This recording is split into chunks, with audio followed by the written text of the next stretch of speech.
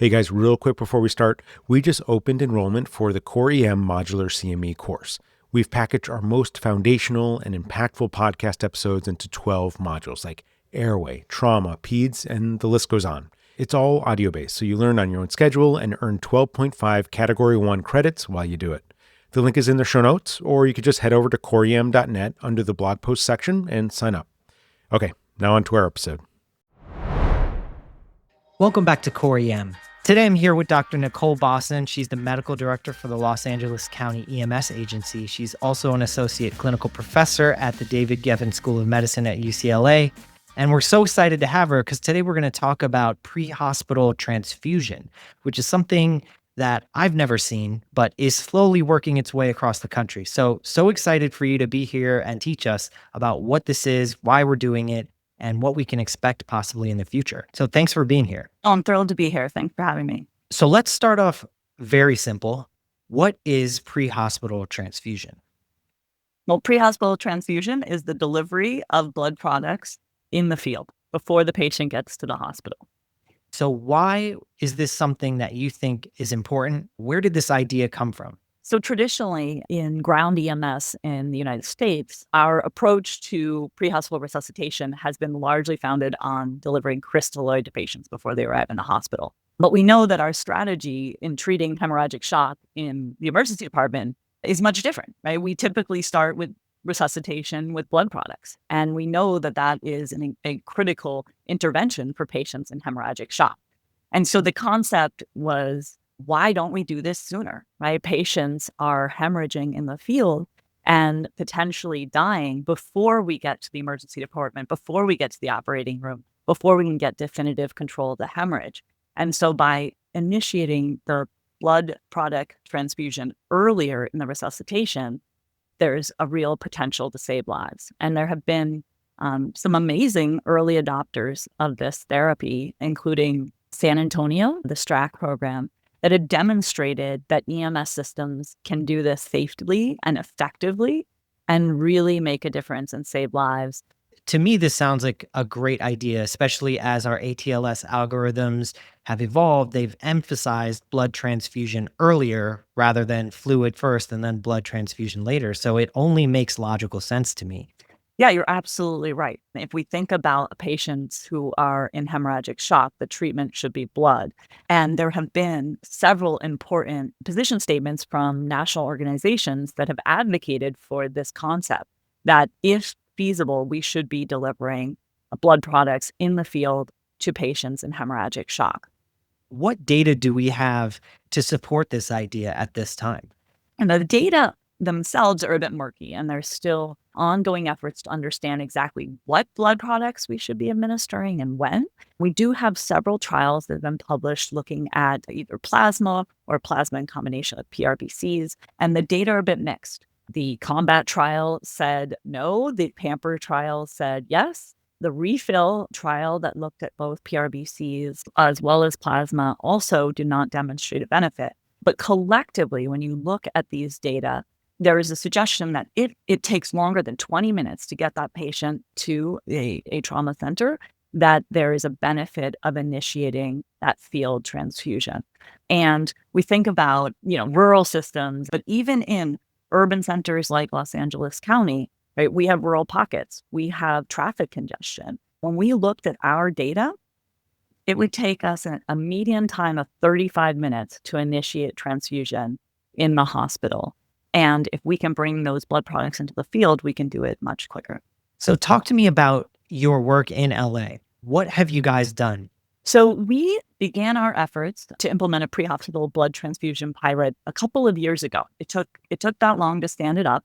But as of April 1st this year, we have a pilot program to deliver pre-hospital blood transfusion in a small area in LA County. And this was really developed out of a partnership with several of our fire-based provider agencies, as well as our local trauma center and the San Diego Blood Bank. So I definitely need to give credit where credit is due. It was really Dr. Kelsey Wilhelm from Compton Fire Department and Dr. Clayton Kazan from LA County Fire Department that championed this pilot in LA County. And with 2 years of effort to stand up the program, we now have 14 units of blood that are circulating. And we have a protocol that they follow to identify patients who meet criteria for transfusion.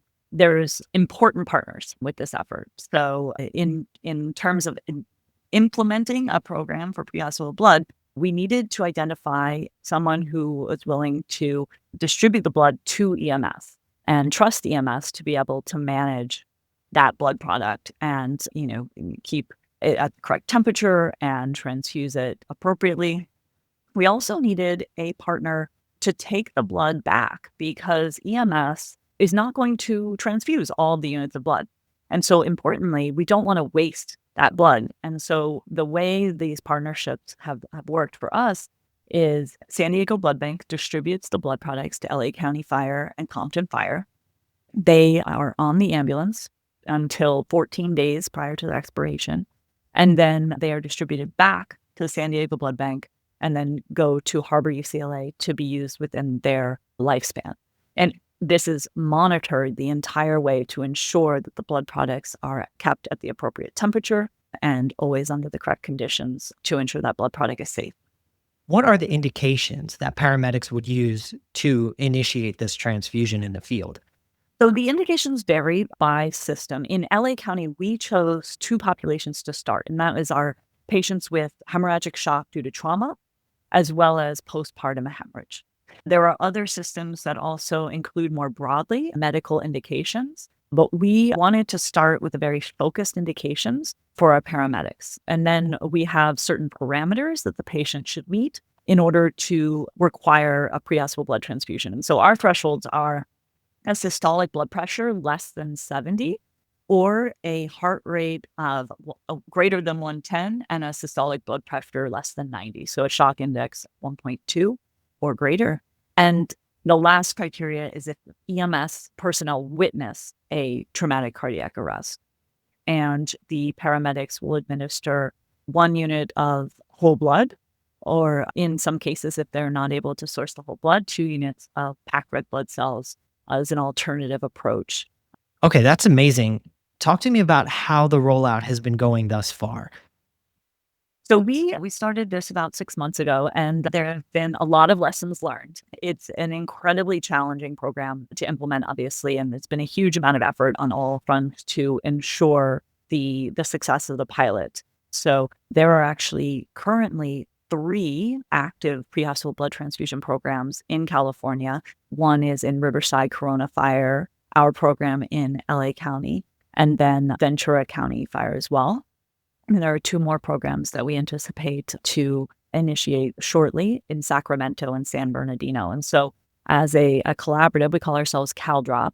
We meet monthly and discuss, the challenges and the operational issues that arise. And we've been able to learn from each other in terms of optimizing the pilot and implementing effective changes as needed. Do you have any results that you could share in terms of we've noticed time to transfusion time has, gone down or anything like that? So from our program, we're really early on in the data. The last I checked, there were 28 patients who received prehospital blood transfusion in LA County. And so across that, we're looking at what are the indications, whether or not the paramedics adhered to the protocol or deviated from the protocol, how quickly the blood was transfused, and how the patients are doing in terms of their outcomes. But we're really too early to be able to report outcomes. There are data from other programs that are really promising and data that demonstrate that earlier transfusion of blood products reduce mortality in patients. And so we are hoping to be able to contribute to the data to understand which patients will benefit and when should we be implementing this therapy.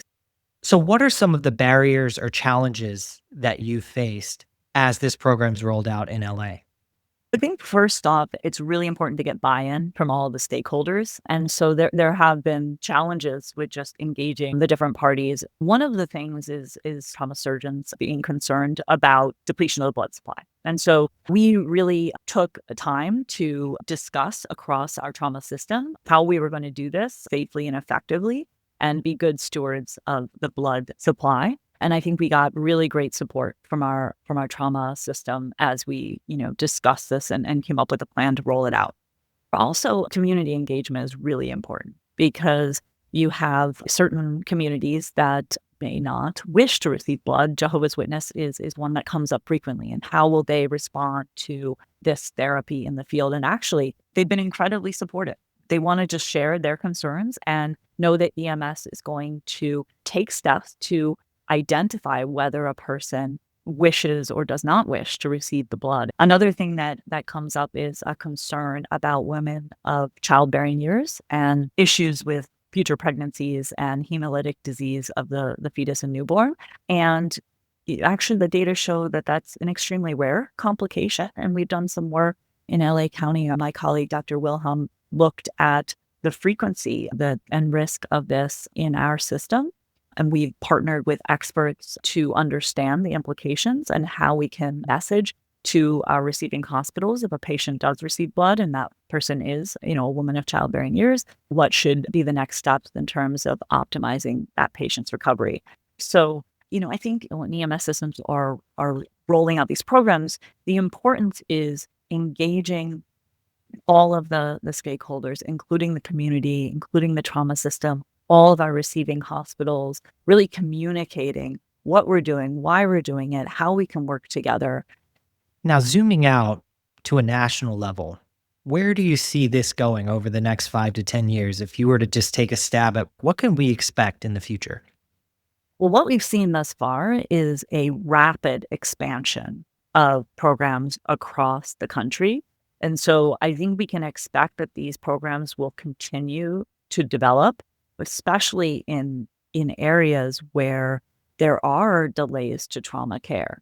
There is a really important initiative at the national level, which is the Prehospital Blood Transfusion Coalition.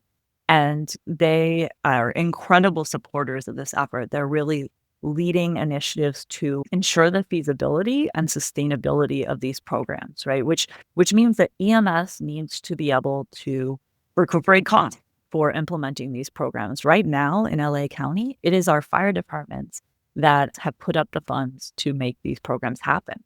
But they can't bill for the blood that they're transfusing. So there's efforts at a national level to support the EMS in terms of making these programs financially sustainable. Well, Dr. Bosson, this has been an incredible talk. I'm so glad to be able to learn about this from you. So thank you so much for being here. It's been my pleasure. Thank you.